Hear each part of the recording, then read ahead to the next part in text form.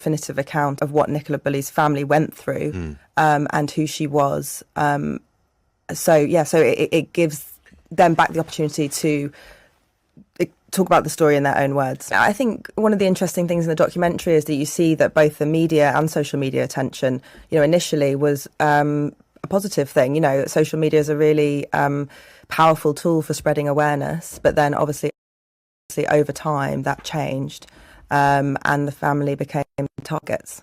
And also in the documentary, you see we use clips from some of the things that people posted on social media.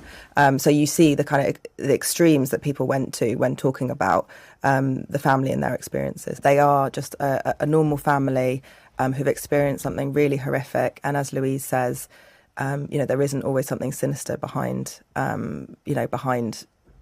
these stories. Hi guys, I just wanted to show you that small clip from that interview from the director of the new Nicola Bulley documentary that is airing on the 3rd of October, The Search for Nicola Bulley. I thought it would be nice just to get some behind the scenes kind of feedback about the documentary from the director herself, the reasons why they were doing the documentary and the approach to social media and that kind of thing. Now, it is only a very, very small clip, but there is also a longer interview that was on BBC Breakfast with that director. So at some point I will load that up. But this just gave us a little snippet, a little insight into what went on in making this documentary.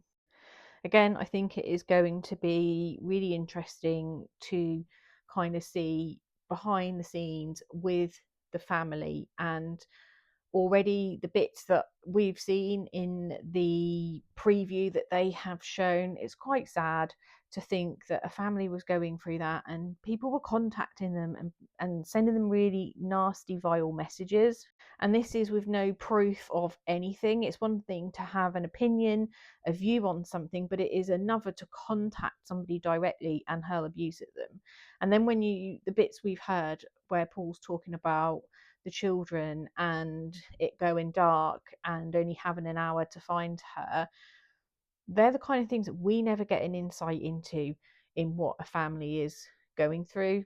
And so from that point of view, obviously I understand from a social media point of view from more aspects, but I think it's important that this does show that, because obviously with the Jay Slater case, as I've said before, it's kind of happened again.